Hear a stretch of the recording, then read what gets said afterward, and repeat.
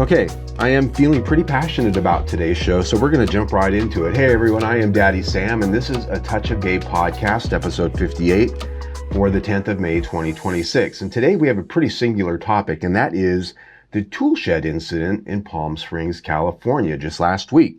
So before we dig into that, every week I like to sit down with you. This is our show. I like to share what's going on at my kitchen table, as well as the kitchen table around the LGBTQ plus fishbowl. And the Toolshed incident is what's going on in the fishbowl right now. So we're going to talk about it in depth, and we're going to share a little bit of commentary from someone who I respect a lot, their response to the whole situation, and I'm going to be putting my own responses in as we go along. But let me not get ahead of myself. I like to start our show out every week with our daily inspiration, which is from our social media, which is Facebook, Instagram, Threads, and Blue Sky. We don't do the X because it's just bad juju. And this week's inspiration is simply this: when we were wrong, we promptly admitted it. Now, if you're in any kind of a 12-step program or you've been in recovery, you might recognize this because it is cribbed as the 10th step from many of the 12-step programs out there, but it is a good process for life. When we were wrong, we promptly admitted it. What makes this important? When you're going to make amends, you're going to admit a wrong. You don't fight it, and argue and debate and delay. It's immediate, it's honest, and it's conciliatory. You inventory the damn thing, and you look at every little aspect about how you were wrong, and you account for that.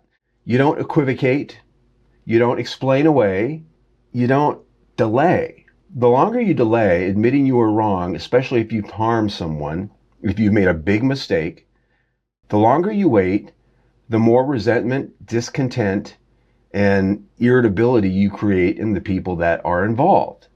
And that not only harms them, but it can harm you. You're doing yourself a favor by admitting your wrongs as fast as possible and getting it behind you, and doing it in a complete way so that it solves the problem. And that's the last part of admitting you're wrong: action. It's just a process for living.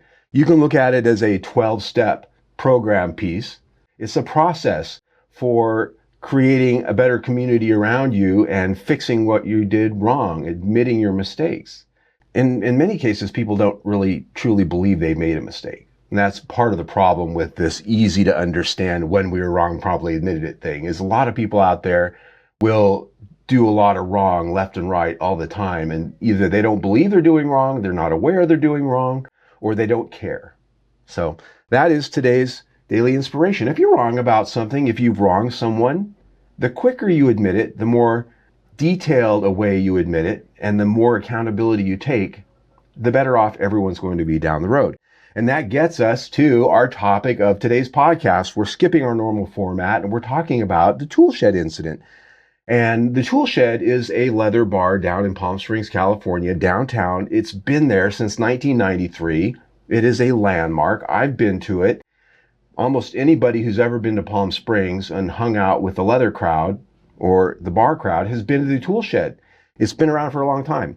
And there was a big incident here that's made waves out there in social media and in our leather community in the last week.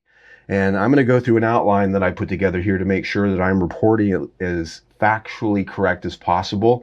And I have taken my accounts from the people involved, their direct statements, and I will apologize in advance if I make a mistake. But I worked pretty hard to make sure I'm detailed about this, so I'm reporting this correctly and accurately, because it's important. It's important to me, and I think it's important to our community to recognize what occurred here and to give some thought about how we all operate in these instances. So let's get to it. On May 1st, the Toolshed Leather Bar in Palm Springs held two back-to-back events, starting with a rodeo welcome party for the rodeo that was in town, the gay rodeo, and then an event sponsored by ONYX Southwest, a fundraising event from 8 till 2 a.m. So this was the headlining event of the night.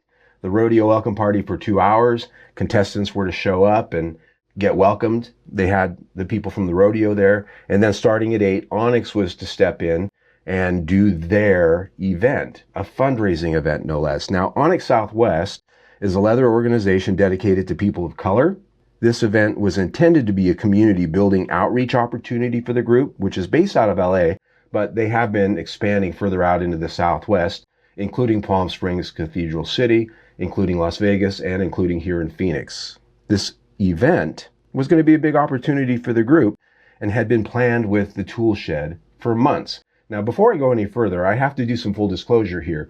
I am very familiar with ONYX Southwest. My husband is a member of this organization. My husband is a person of color.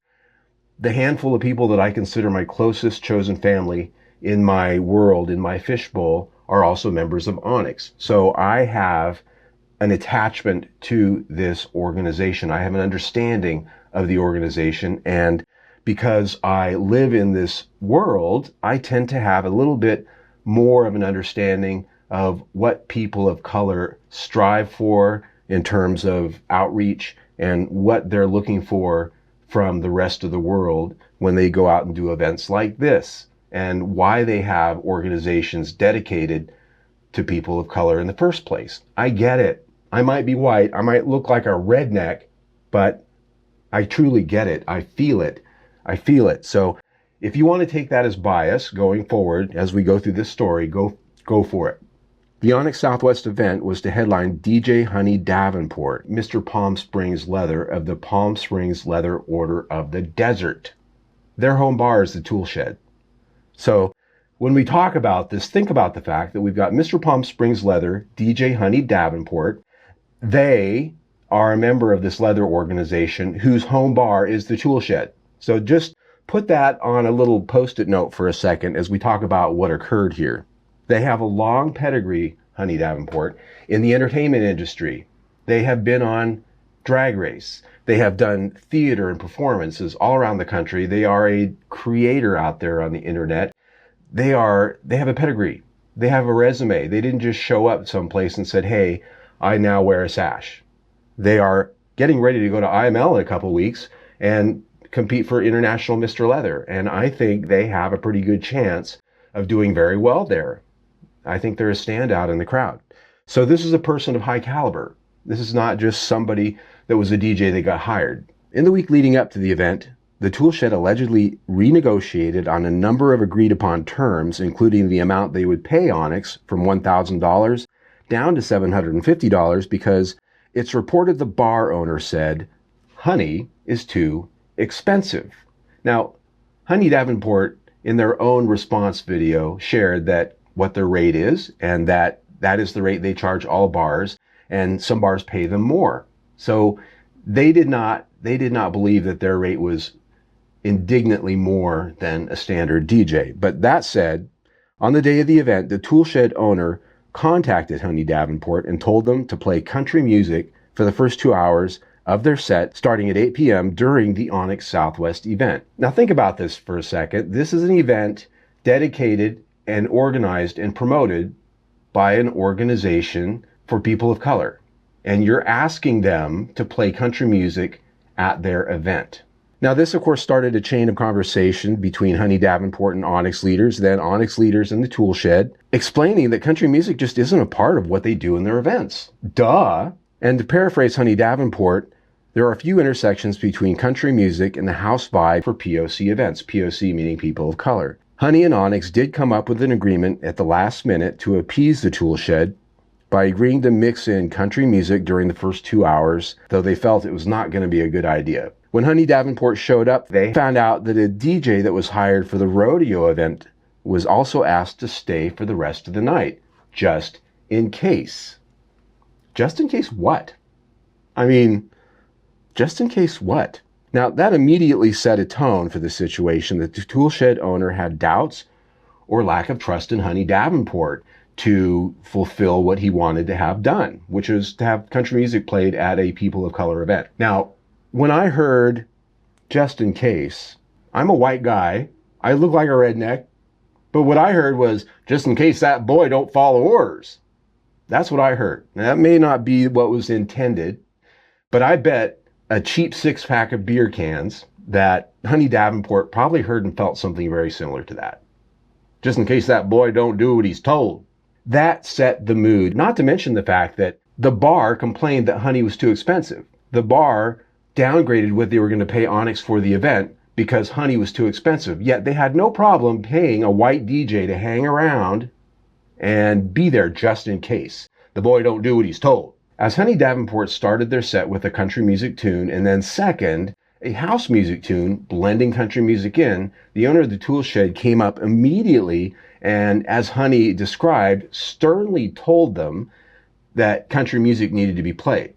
Honey explained to the owner of the Toolshed that he'd be mixing that in. Second song, the first song that wasn't country music, the owner came up and sort of had a fit about the whole thing, and Honey describes it as being a very stern and disrespectful tone from this person.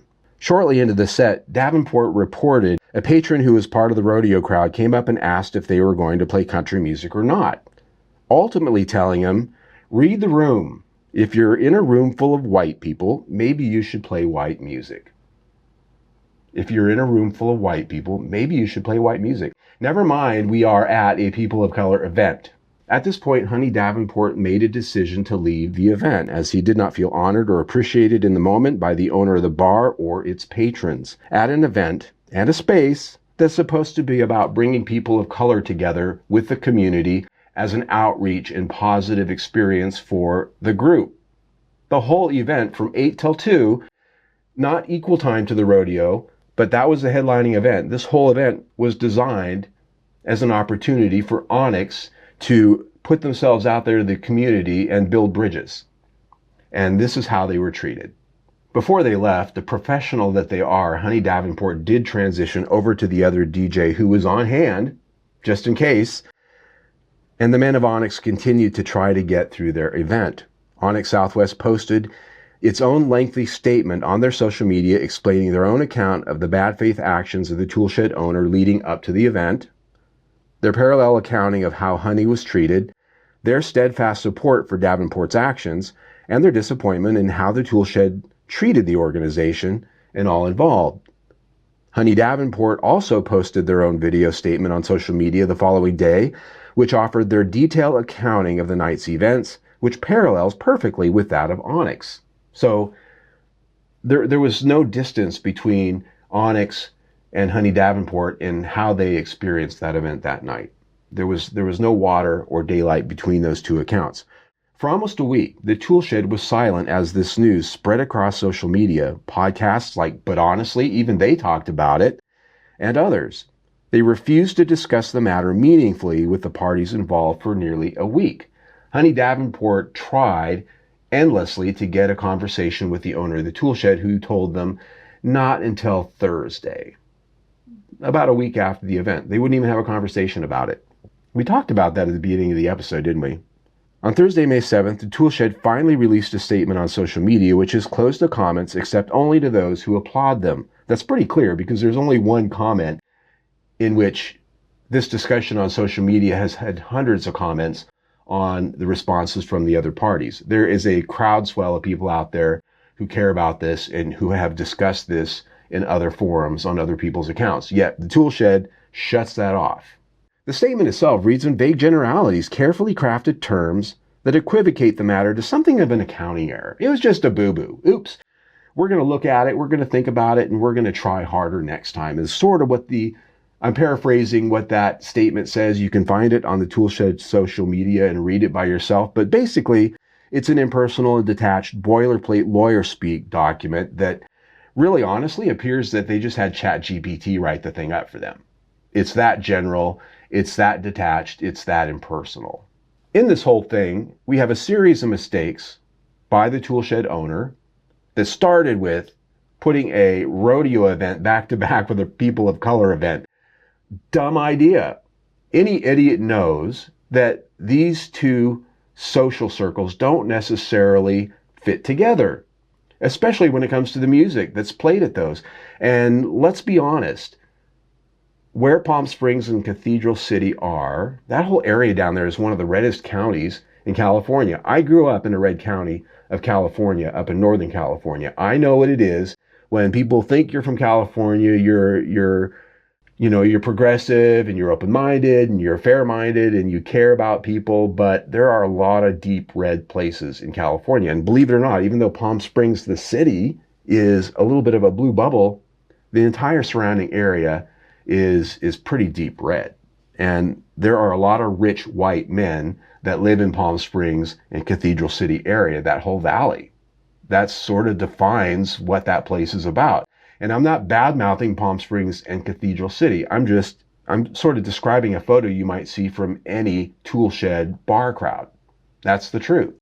And they have a lot of work to do, I think. Just the fact that they thought it was okay to put a rodeo event back to back with this tells you a lot. The second thing is, we get to the what's in their minds and hearts. Did they ask the white DJ at the rodeo party to phase in some house music as they were leading in to the ONYX event? Probably not. No, it was the ONYX event. It was the person of color event that got asked to phase in country music for a crowd that is supposed to be there for a people of color event. I'm going to be honest again. Most people of color, when they hear country music, they think of red hat wearing dirt bags that sit around their trailer, drink cheap beer, and hate on everything. They don't want to hear country music. And I don't blame them. I grew up around country music. I grew up around ranchers and farmers. I lived that life. I've been to plenty of rodeos. I get it. And I don't hate it. But what I understand is the genre of country music tends to skew into that MAGA direction. And you don't play country music for a crowd, for an event that is POC. You just don't do that. Any idiot knows that. Clearly, the owner of the Toolshed didn't know that, or he didn't care, or he didn't have enough respect for the people of color event not to infringe upon that. Clearly. The best response and statement that I have seen yet is from a person who I have not gotten to know yet. I've just seen them at a couple of events. I know who they are. It is Haiti's Amun-Ra, Mr. Kink 2026 of Palm Springs. He competed at Mr. Palm Springs Leather last fall along with Honey Davenport. Beautiful man. He's a creator and he's got a lot of social media out there. You can find his links down in our show notes if you'd like to follow him and check him out. But he is a very close friend of Honey Davenport and this community, and somebody who I think has brilliantly put together a response to Toolshed's response. And I'm going to read it in its entirety. So bear with me. I am reading. I think that Hades here really encapsulates the best possible way to share how I feel about this and what I would otherwise have to say beyond what I have. And that is this. While it's appreciated that acknowledgement and harm occurred, the Toolshed statement still falls short of meaningful accountability.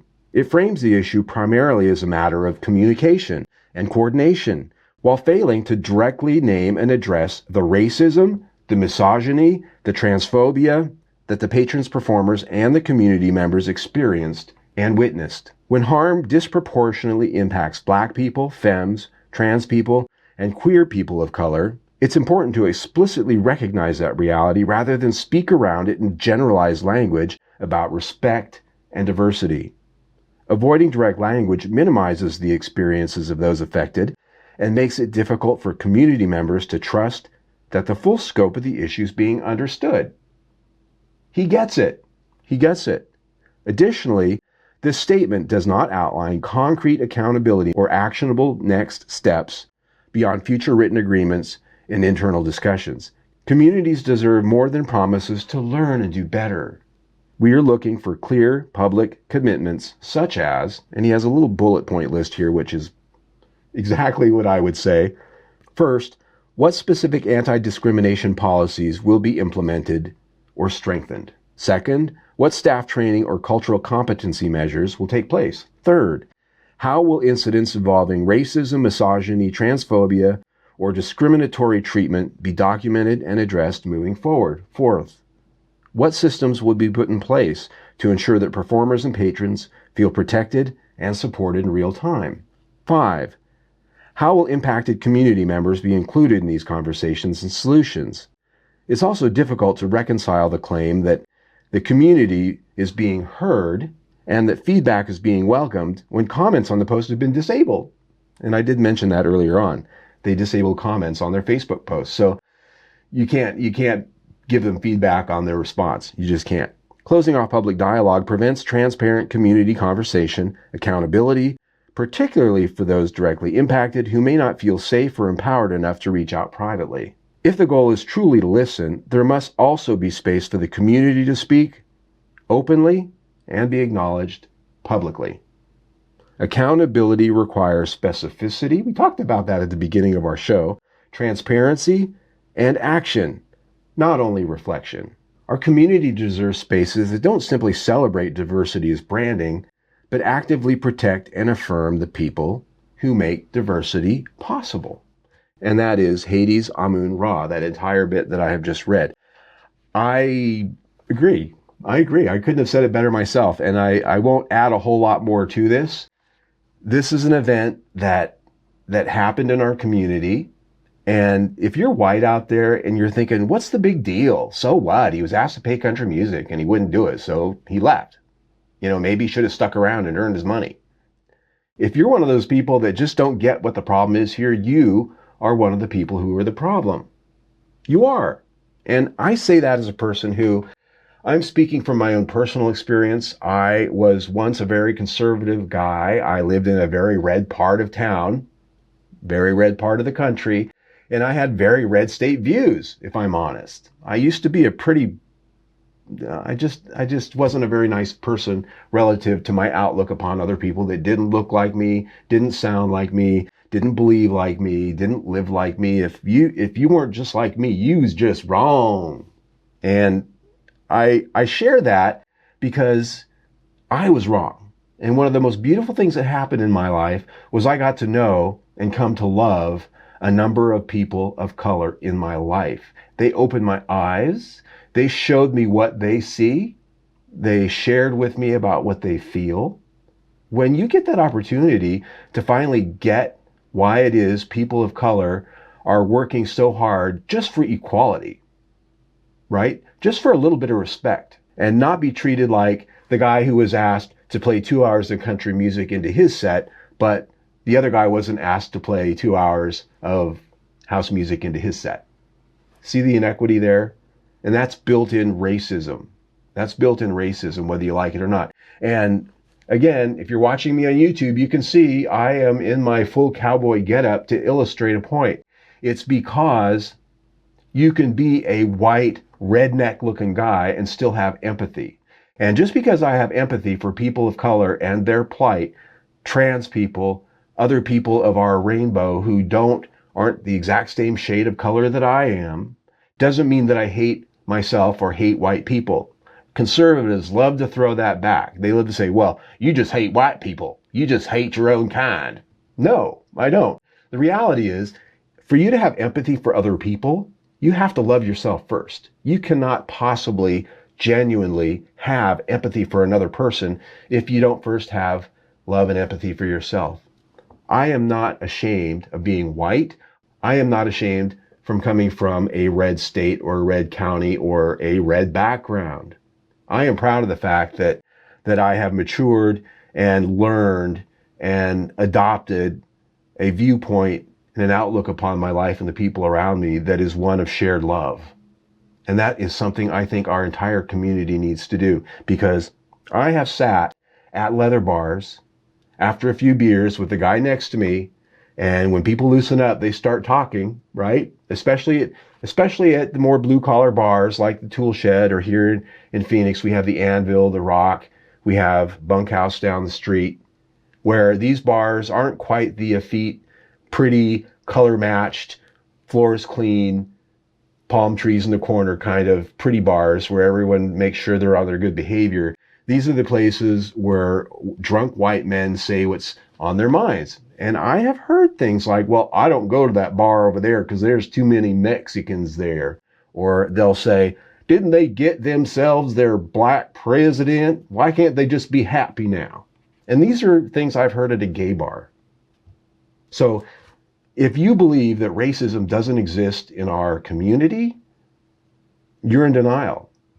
You're in denial. When I was in the closet before I came out, and I wasn't admitting that I was gay, I had animus towards gay people, or I didn't believe that they existed, or whatever. If somebody said something to me like, oh, that gay thing there, didn't you notice that gay thing over there? I would, oh, I didn't notice. Kind of like Trump when somebody says something about some association he has with somebody who's in the news that's bad news. I never heard of him. Don't know him. Don't know it. Nope. I'll have to look into that. That's the same kind of thing you hear from white people who don't believe they're racist. There's no racism. We fixed that. It needs to be fixed. So that is our episode for today, my friends. If you are watching us on YouTube, you'll see I'm wearing my brown leather vest, which I made. This is brown suede, matches my hat. And the shirt that I'm wearing.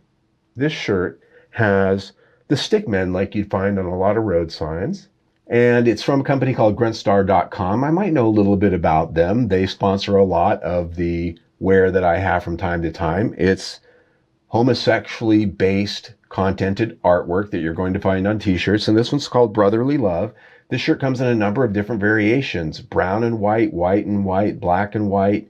And it basically illustrates the idea of brotherly love regardless of our shade. And I wear this because I love a man in my life who is brown. And he's a beautiful person. He has a beautiful culture. And I will let him stand behind me and hold me tight because that's just where I am in my life. And so if you like this shirt or if you want to find other variations of the shirt, gruntstar.com, you can go there and buy one right now. Yeah, I'm plugging them. You can hear us on any of the big podcast platforms out there. Drops every Sunday. And as I've said, if you watch us on YouTube, A Touch of Gay, you will find us right there on sometimes Friday and Saturday. Well, if you are watching us on YouTube, right next to me on my left, your right, you can see our latest episode. Right below that, you can see that big logo there. You can click on that and subscribe. And if you're on one of the podcast platforms, please do subscribe and leave us a good, happy message. Even if you're not happy with my soapboxing today.